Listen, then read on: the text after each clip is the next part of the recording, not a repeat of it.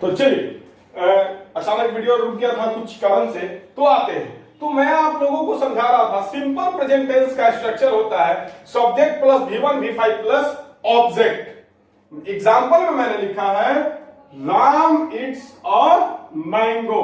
एक और एग्जांपल मैं आपको लिख दे रहा हूं, आई सिंग a song. I Singh a song, मैं गाना गा रहा हूं। तो यहां पर राम क्या है? सब्जेक्ट है। इट्स क्या है? वर्ब है। और मैंगो क्या है? ऑब्जेक्ट है। वैसे ही इस एग्जांपल में आई क्या है? सब्जेक्ट है। सिंग क्या है? वर्ब है। और सॉन्ग क्या है? ऑब्जेक्ट है। तो जिस तरीके से इंग्लिश ग्रामर के टेंस में स्ट्रक्चर होता है, उसी तरीके से मैथ्स के अलजेब्रा में स्ट्रक्चर होता है, जिसको कि मैथमेटिक्स के भाषा में मानक रूप कहते हैं, इंग्लिश में आपको स्टैंडर्ड फॉर्म कहते हैं। तो आप लोग मेरी बात को समझ रहे हो कि Ram it's a mango, Ram क्या है? सब्जेक्ट है। इट्स क्या है? वर्ब है। मैंगो क्या है? ऑब्जेक्ट है। वैसे ही आई सिंग अ सॉन्ग, आई क्या है? सब्जेक्ट है। सिंग क्या है? वर्ब है। सॉन्ग क्या है? ऑब्जेक्ट है। तो वैसे ही मैथ्स में भी मानक रूप होता है। जैसे इंग्लिश में स्ट्रक्चर होता है और जो भी एग्जांपल होता है वो उसी स्ट्रक्चर से होता है, वैसे ही इंग्लिश में, वैसे ही मैथ्स में क्या होता है? मानक रूप होता है। तो मैं आप लोगों को अब मानक रूप बताऊंगा, शून्य घातीय बहुपद का मानक रूप।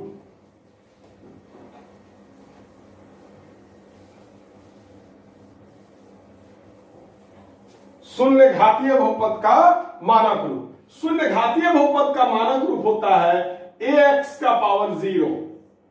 क्या होता है? ax का पावर 0। ax का पावर 0, जहां a बराबर, अब यहां पर मैं आपको एग्जांपल से बताऊंगा।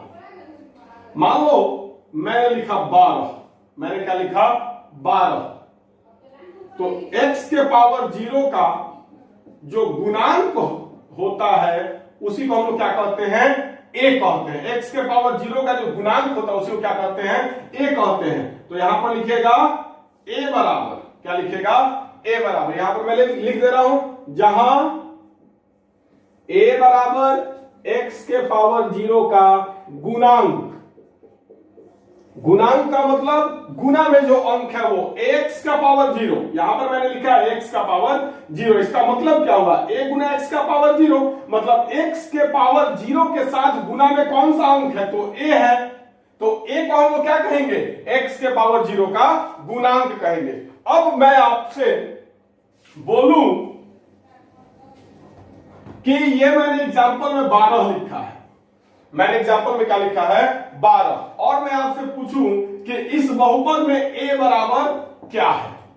ये मैंने जो 12 लिखा है ये एक शून्य घातीय बहुपद है। इस शून्य घातीय बहुपद में a बराबर व्हाट? a बराबर क्या है? तो आइए 12 को लोग लिख सकते हैं 12 x का पावर 0। मैंने एग्जांपल में आप लोगों को बताया ही था थोड़ी देर पहले। तो 12 को लोग लिख सकते हैं 12 x का पावर 0। a का मतलब क्या है? x के पावर 0 का गुणांक। तो x के पावर 0 का गुणांक, तो 12x के पावर 0 का मतलब 12 गुना x का पावर 0। x के पावर 0 के साथ गुना में कौन सा संख्या? 12। तो a बराबर 12। a बराबर 12। तो आप लोग माइंड में डाल लो कि x के पावर 0 के गुणांक को ही a कहते हैं। ये लिबरेशन था, ये मैं मिटा दे रहा हूं। तो अगर आपसे कोई पूछे यहां a बराबर कितना है तो आप क्या बोलोगे? 12। एक और एग्जांपल मैं ले रहा हूं 7। तो यहां a बराबर 7। a बराबर क्या है? 7 है। क्यों? क्योंकि x के पावर 0 के गुणांक को ही a कहते हैं। अब 7 को हम लोग लिख सकते हैं 7x का पावर 0। इसका मतलब क्या हुआ? 7 गुना x का पावर 0। तो x के पावर 0 का गुणांक क्या है? 7 है। तो a बराबर 7। अब आइए एक और एग्जांपल मैं ले रहा हूं, x का पावर 0 जो मैंने यहां पर लिखा है, यह भी एक बहुपद है, यह भी क्या है? बहुपद है। तो यहां a बराबर क्या होगा? यहां a बराबर क्या होगा? तो x के पावर 0 के साथ गुना में कोई भी अंक आपको दिख रहा है? नहीं दिख रहा है, लेकिन x के पावर 0 को हम लोग 1x का पावर 0 को लिख सकते हैं। इसका मतलब क्या हुआ? 1 गुना x का पावर 0, एक में किसी भी संख्या से गुना करो, कोई फर्क नहीं पड़ने वाला है। तो यहां x के पावर 0 के साथ गुना में कौन सा अंक है? 1, तो यहां a बराबर 1, a बराबर 1। तो अगर आपको x के पावर 0 के साथ यहां पर कुछ नहीं दिखा तो इसका मतलब क्या है? वहां पर 1 है। अगर कुछ नहीं दिख रहा है तो क्या है? 1 है। अगर कुछ नहीं दिख रहा है तो क्या है? 1 है। अब आइए एक और एग्जांपल मैं ले रहा हूं। मैंने यहां लिखा है -37। क्या लिखा है मैंने? -37। अब आपसे पूछा जाए यहां a बराबर क्या है? यहां a बराबर, तो -37 को हम लोग -37 x का पावर 0 लिख सकते हैं। इसका मतलब क्या हो? -37 गुना x का पावर 0। इसका मतलब तो वही हुआ। अब x के पावर 0 का गुणांक क्या है? -37। और a का मतलब क्या है? x के पावर 0 का गुणांक, तो a बराबर -37। क्या हो जाएगा? -37। एक और एग्जाम्पल मैं आपको चाहूंगा समझाना। एक और एग्जाम्पल मैं आपको चाहूंगा समझाना, कुछ रीजन है।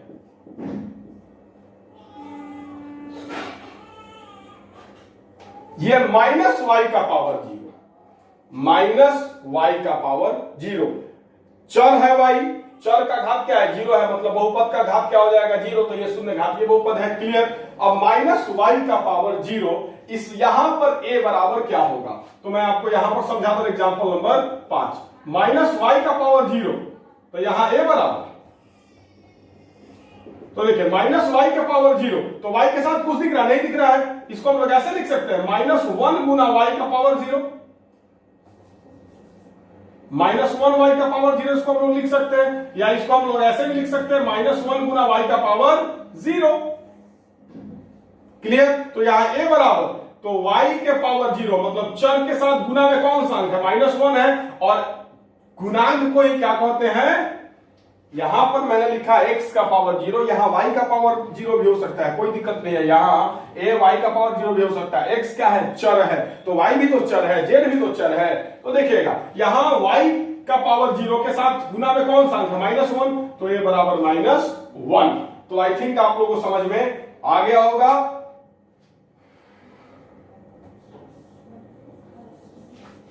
ये सब मैंने आपको रफ समझाया था ताकि आप लोगों को दिक्कत न हो।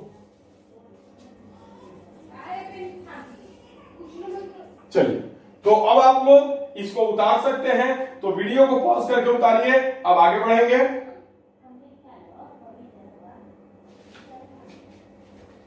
अब देखिएगा,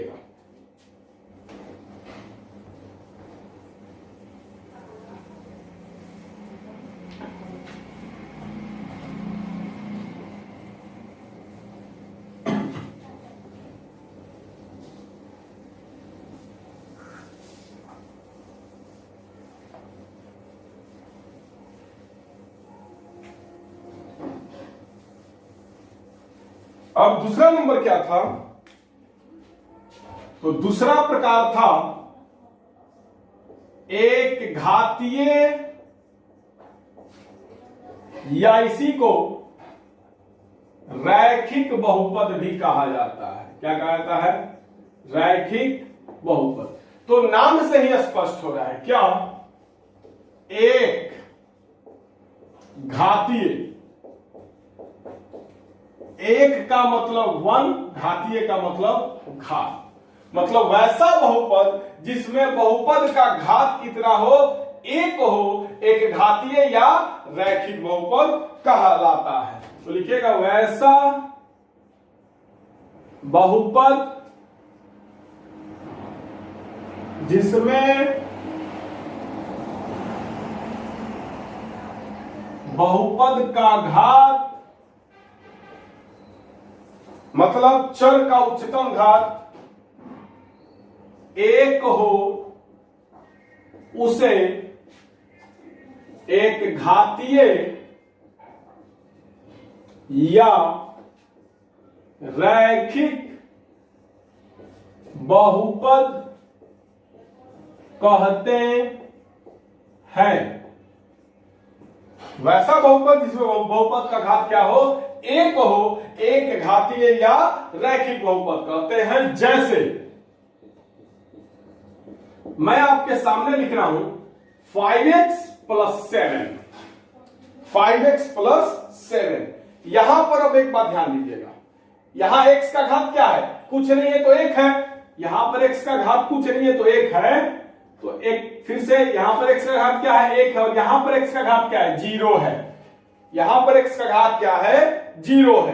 तो 0 और 1 में बड़ा कौन है, 1। तो बहुपद का घात, ये जो मैंने बहुपद लिखा है, इस बहुपद का घात क्या हो गया, 1 हो गया। मतलब इस बहुपद का घात कितना है, 1 है। और वैसा बहुपद जिसमें बहुपद का घात 1 हो उसे घातीय या रैखिक बहुपद कहते हैं। तो इस बहुपद को क्या कहेंगे, एक घातीय या रैखिक बहुपद। कॉमा -x प्लस 5, यहां ये भी क्या है, एक घातीय रैखिक बहुपद है। कैसे, तो यहां x का घात 1 है और यहां x का घात 0 है।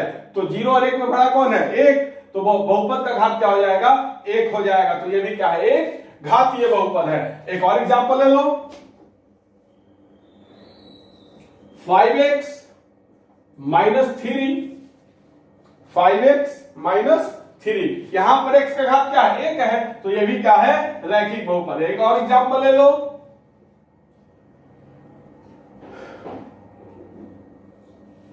-11x। मैंने यहां पर क्या लिखा, -11x। तो यहां पर x का घात क्या है, 1 है। तो ये भी क्या है, एक घातीय या रैखिक बहुपद है। तो अब इसके मानक रूप को समझना है, तो आइए इसके मानक रूप को समझा जाए। यह संधि विच्छेद अगर आप चाहो तो रफ में कहीं उतार सकते हो। अब इसके मानक रूप को समझा जाए तो रैखिक बहुपद का मानक रूप होता है, रैखिक बहुपद का मानक रूप होता है ax प्लस b। क्या होता है, ax प्लस b, जहां a does not equal to 0, a does not equal to 0। मानक रूप क्या होता है, ax प्लस b, और a बराबर 0 कभी भी नहीं हो सकता है। क्यों, तो समझिएगा। x प्लस b आपको मानक रूप है, x प्लस b। तो x का मतलब क्या होगा, a Guna x plus b। अगर a बराबर 0 हो जाए, a बराबर 0 हो जाए, a बराबर अगर 0 हो जाए तो 0 गुना x प्लस b।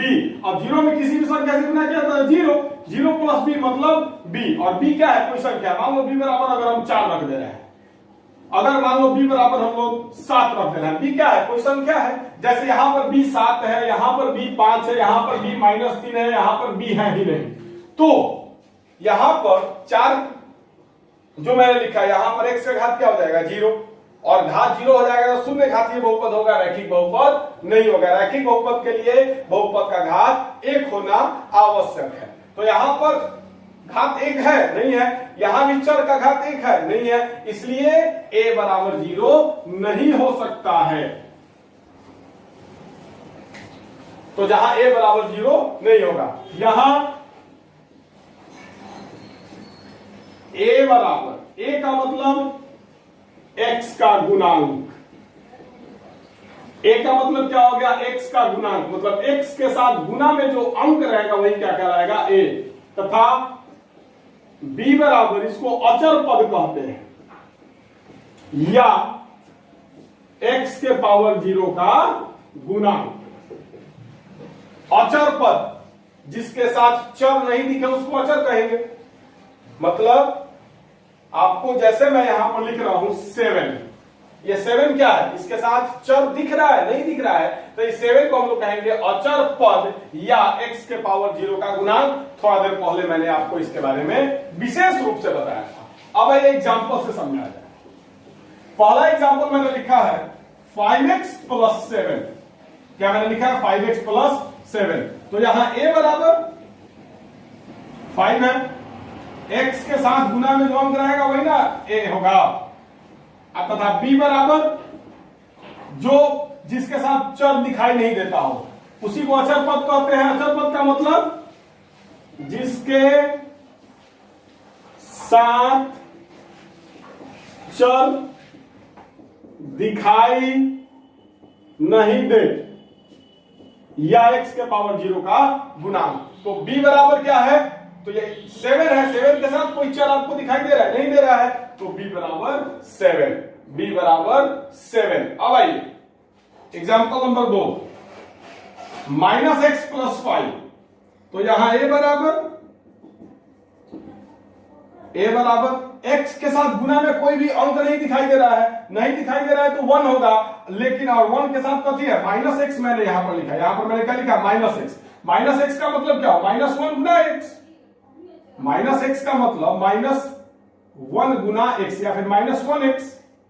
-x को -1x लिख सकते हैं, -1x का मतलब -1 गुना x, तो x के साथ गुना में कौन सा अंक है, -1, तो x के साथ गुना में जो अंक रहता है उसी को ना a कहते हैं, a का मतलब x का गुना।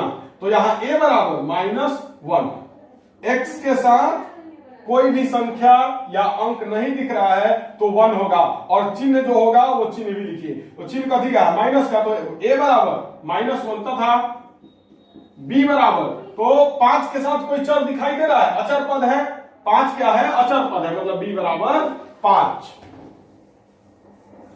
अब आइए इसको मैं मिटा दे रहा हूं और एग्जांपल लिया जाए। 5x - 3, यहां a बराबर x के साथ कौन सा अंक है, 5, तो a बराबर 5 तथा b बराबर, ये जो 3 दिख रहा है, इस 3 के साथ कोई भी चर है नहीं है, तो b बराबर -3। एक बात माइंड में रखिएगा, यहां पर मैंने 7 लिखा है, इस 7 का मतलब क्या है, +7। अगर किसी अंक या संख्या के पहले प्लस का चिन्ह हो या कोई चिन्ह नहीं हो तो उसे धनात्मक संख्या कहते हैं। तो इस 7 के पहले कोई चिन्ह नहीं है मतलब +7, यहां पर 5 के पहले कोई चिन्ह नहीं है मतलब +5, और यहां पर 3 के पहले माइनस का चिन्ह है, इसीलिए यहां पर b बराबर -3 लिखेंगे, तो चिन्ह के साथ लिखा जाता है, ये माइंड में रखिएगा। एक और एग्जांपल ले लिया जाए, -11x, तो यहां a बराबर, तो x के साथ जो गुना में रहेगा, x के साथ गुना में क्या है, -11 है, तो a बराबर -11 तथा b बराबर, अब एक बात बताइए, यहां पर कोई भी ऐसा संख्या दिख रहा है जिसके साथ चर नहीं है, कोई संख्या है, यहां -11x के बाद कोई संख्या नहीं है, तो b बराबर 0। क्यों, तो क्योंकि -11x को हम लोग -11x + 0 लिख सकते हैं, 0 जोड़ेंगे तो कोई फर्क आएगा, -11x ना होगा, तो b के जगह पर क्या है, यहां 0 है, तो b बराबर 0। एक और एग्जांपल मैं देखूंगा, इंपॉर्टेंट है, एग्जांपल नंबर 5, x - 1, x का घात क्या है, 1 है, यहां पर x का घात क्या है, 0 है, 0 और 1 में बड़ा कौन है, 1 है, तो बहुपद का घात 1 हो गया, x - 1 ये भी क्या हो जाएगा, एक घातीय या रैखिक बहुपद हो जाएगा। तो यहां a बराबर, अब देखिएगा x के साथ कोई संख्या दिख रहा है, यहां पर नहीं दिख रहा है तो 1, और x के पहले कथी का चिन्ह है, कोई चिन्ह नहीं है मतलब प्लस है, यहां भी 1 के पहले कोई चिन्ह नहीं है मतलब प्लस है, तो a बराबर 1 तथा b बराबर -1। तो चलिए रैखिक बहुपद कंप्लीट हो गया, वीडियो को पॉज करके उतारिए, उसके बाद आगे बढ़ेंगे, थोड़ा जल्दी उतारिए।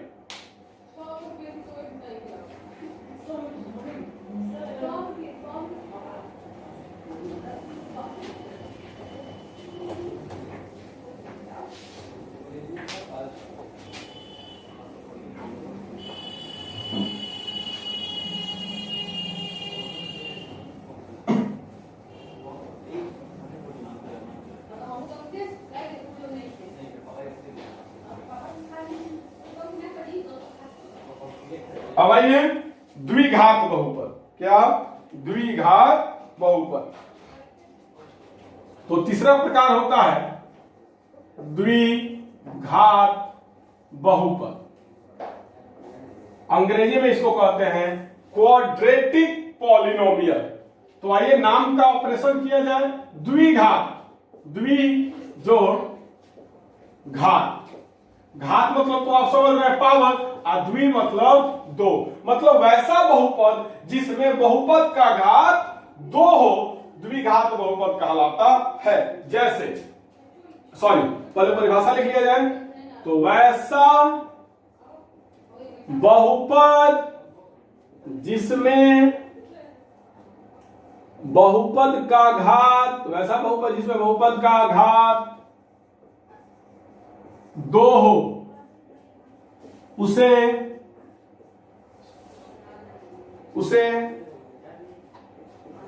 द्विघात बहुपद कहते हैं। अब जैसे समझिएगा, तो यहां पर जो संक्षेप मैंने किया इसको आप कहीं रफ पे चाहो तो उतार सकते हो। अब आइए इसका जैसे समझा जाए, तो चलिए ध्यान दीजिएगा। जैसे मैं यहां पर लिख रहा हूं x square plus 7x plus 5। मैंने क्या लिखा है? X square plus 7x plus 5। यहां पर x का घात क्या है? 2 है। यहां पर x का घात क्या है? 1 है। और यहां पर x का घात क्या है?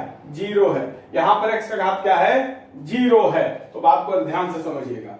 0, 1 और 2, 0, 1 और 2, इस तीनों में सबसे बड़ा कौन है? 2 है। मतलब बहुपद का घात 2 हो गया। तो सबसे बड़ा जो घात होता है उसी को ना बहुपद का घात कहते हैं। तो इस बहुपद में बहुपद का घात क्या हो गया? 2 हो गया। तो इसको क्या कहेंगे? द्विघात बहुपद कहेंगे। क्या कहेंगे? द्विघात बहुपद कहेंगे। एक और एग्जांपल ले लिया जाए, 2x square plus 9x minus 1। यहां भी x का घात 2 है, x का घात 1 है, x का घात 0 है। तो बहुपद का घात क्या हो गया? 2 हो गया। तो ये भी क्या है? द्विघात बहुपद है। आइए एक और एग्जांपल ले लिया जाए,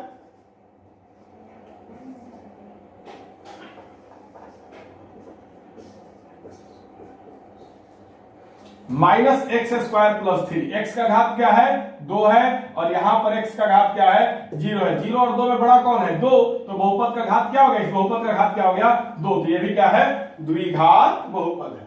कॉमा,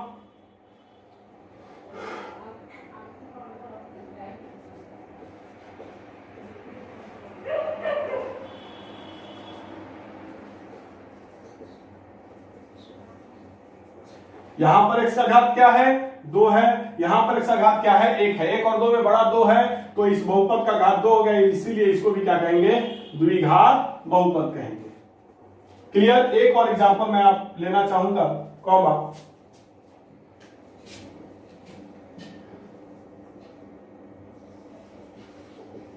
माइनस 9x स्क्वायर।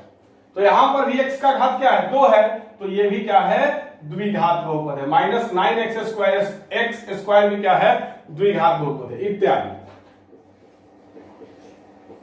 अब आइए इसके मानक रूप पर, तो ध्यान दीजिएगा। मानक रूप, मानक रूप इसका होता है ax square plus bx plus c, जहां a does not equal to 0। यहां पर a का मतलब क्या होगा? एक्स स्क्वायर का गुणांक। a का मतलब क्या हो गया? एक्स स्क्वायर का गुणांक। एक्स स्क्वायर के साथ गुना में जो अंक है उसी को ना गुणांक कहेंगे। तो एक्स स्क्वायर के साथ गुना में कौन सा अंक है? a है। तो a का मतलब एक्स स्क्वायर का गुणांक, कॉमा, b का मतलब x का गुणांक, b का मतलब x का गुणांक, कॉमा, c का मतलब अचर पद या x के पावर 0 का गुणांक, मतलब जिसके साथ कोई चर दिखाई नहीं दे उसी को क्या कहेंगे? c कहेंगे। अब ये एग्जांपल के द्वारा इसको समझा जाए। एक चीज मैं आपको एग्जांपल पर जाने से पहले एक चीज मैं आपको समझा देना चाहूंगा। यहां भी a बराबर 0 नहीं होगा। क्यों? अगर a बराबर 0 हो गया तो 0 गुना एक्स स्क्वायर 0 हो जाएगा, मतलब इसका बाजार खत्म हो जाएगा। ये पूरा का पूरा अगर a बराबर 0 हो जाए तो 0 गुना एक्स स्क्वायर 0, ये खत्म हो जाएगा। तो बचेगा क्या, bx प्लस सी।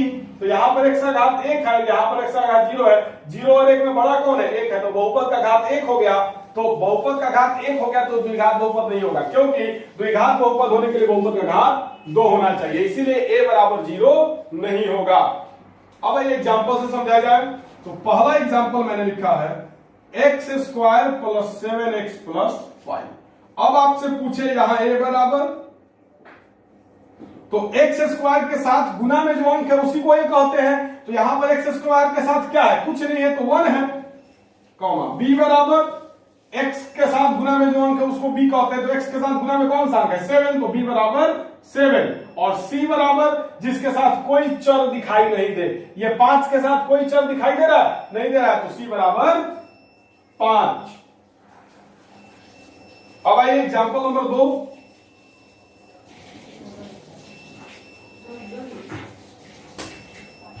Nitesh, 2x square plus 9x minus 1।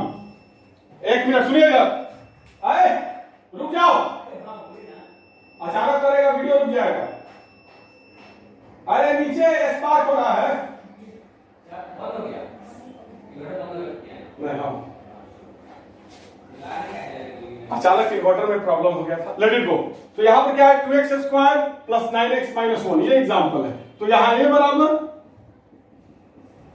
x square के साथ जो गुना में जो अंक रहता है उसी को ना a कहते हैं। a का मतलब x स्क्वायर का गुणांक, मतलब x स्क्वायर के साथ गुना में जो अंक हो उसी को a कहते हैं। तो यहां पर x स्क्वायर के साथ गुना में क्या सा अंक है, 2 है, तो a बराबर 2, b बराबर, b का मतलब x का गुणांक, x के साथ गुना में कौन सा अंक है, 9, तो b बराबर 9। और c बराबर अचर पद, मतलब जिसके साथ कोई चर दिखाई नहीं दे। तो यहां पर -1 के साथ कोई चर दिखाई नहीं दे, तो c बराबर -1। चिन्ह कभी मत छोड़िएगा।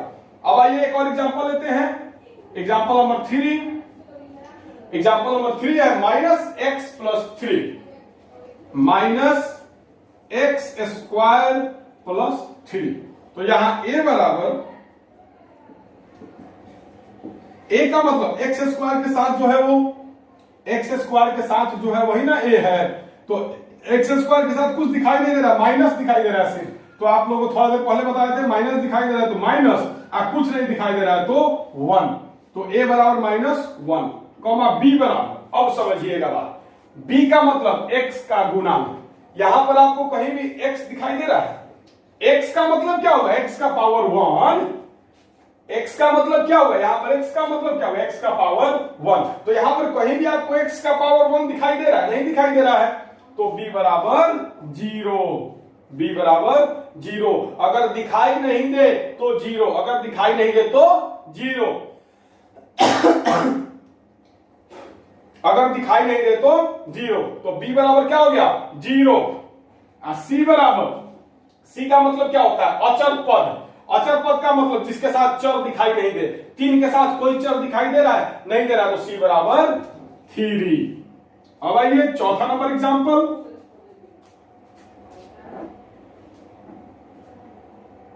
Three x square plus 2x। तो यहां a बराबर, x स्क्वायर के साथ गुना में कौन सा अंक है, 3 है, तो a बराबर 3। एक्स स्क्वायर के साथ गुना में जो अंक है उसी को ना a कहते हैं। तो एक्स स्क्वायर के साथ गुना में 3 है, तो a बराबर 3। b बराबर, b का मतलब x का गुणांक, मतलब x के साथ गुना में जो अंक है, x के साथ गुना में कौन सा अंक है, 2, तो b बराबर 2।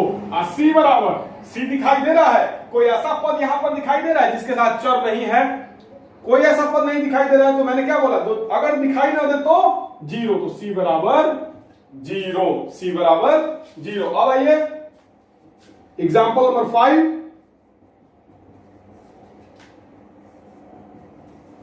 एग्जांपल नंबर 5 है -9x स्क्वायर। तो यहां a बराबर, तो x स्क्वायर के साथ गुना में कौन सा अंक है, -9, तो a बराबर -9।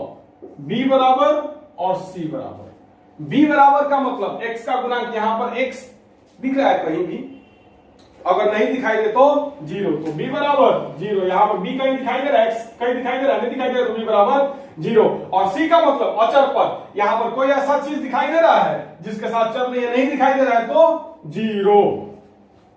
तो वीडियो को पॉज करके उतारिए। बुआ, तो आज का क्लास हम यहीं पर रोक रहे हैं क्योंकि काफी लंबा वीडियो हो जाएगा। तो कल आप लोगों को त्रिघात बहुपद पढ़ाएंगे और शून्यक पढ़ाएंगे। तो प्लीज कल का क्लास बहुत इंपॉर्टेंट है। कल एक्सरसाइज 2.1 भी हम बनवाएंगे। एक्सरसाइज 2.1 भी कल बनेगा, गारंटीड बनेगा, निश्चिंत रहिए। तो कल का क्लास है शून्यक, त्रिघात बहुपद और एक्सरसाइज 2.1।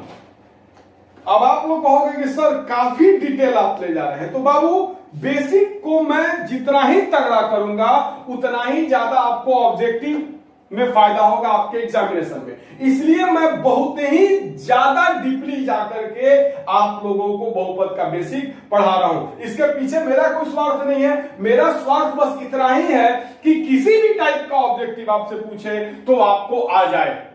किसी भी टाइप का ऑब्जेक्टिव आपसे अगर पूछे बहुपद से तो आपसे छूटे नहीं। इसलिए बेसिक को इतना मैं डिटेल ले जा रहा हूं। तो समझिए अच्छा से, वीडियो को बैक कर करके समझिए। जहां भी दिक्कत हो बैक करके देखिए।